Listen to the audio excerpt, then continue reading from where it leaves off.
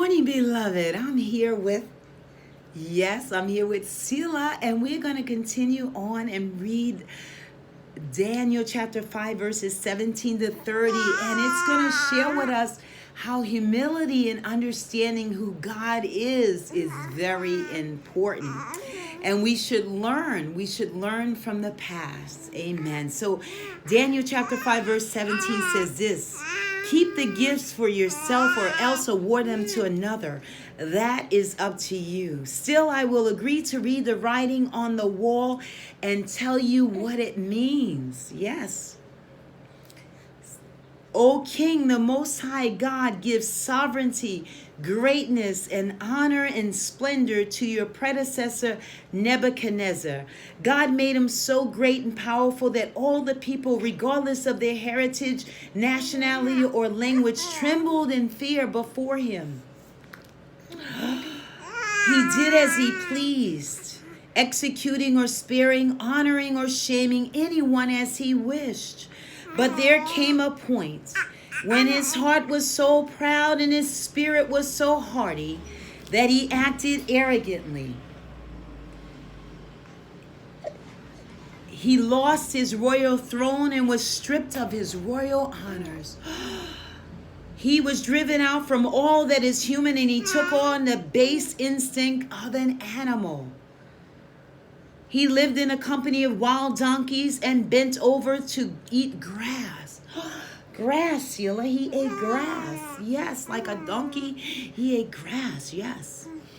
And then it says, every night the dew of heaven fell heavy on his body and made him wet until he learned his lesson and acknowledged that the Most High God is true sovereign over all earthly kingdoms. And he grants authority to anyone he wishes. But it says, but even though you knew all this, Belshazzar, his descendants have followed in your ways and not lived humbly. On the contrary, you have risen up against the true Lord of heaven by demanding that the sacred vessels from his temple be brought before you, having you and your officials and your wives and your concubines drink from them. You have issued a challenge. You cannot win. You have made toast and offered praise to the idols crafted in gold and silver and bronze and wood and stone, idols which cannot see you nor hear you or know anything at all. And you have failed to honor in all you do the one true God. Yes, Lord, that's the God of heaven. Yes. And then it says, who holds the breath of life in the palms of your hand and makes everything possible all of your days.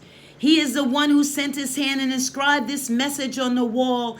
And this is what, Selah, this is what the inscription says. It says, Mene, Mene, Tekel Parsons, which means, Mene means God has numbered the days of your reign and brought it to an end. And then Tekel means you have been weighed on the scales and found effective. And then pardon means your kingdom has been divided and handed over to the Medes and to the Persians. True to his words, Belshazzar gave the order, and Daniel was clothed in purple and gold. Yes. He was clothed in purple and gold. And he had a gold chain around his neck, and the king proclaimed he was ascended to the third rank. But however, that very night, under the cloak of darkness, Belshazzar, the Chaldean king of Babylonia, was killed, and then Darius the Mede, in his 62nd year, gained control of the kingdom. So what, Selah, have we learned? And what have we learned, beloved? Well, we have learned that we must honor and obey the one true God in heaven, the one who holds the breath of life in our hands. Remember that as you go through your day. Remember to be obedient and humble to the God who holds our breath, yes, amen, in the palm of his hands. Say goodbye, Selah. Goodbye, goodbye, goodbye.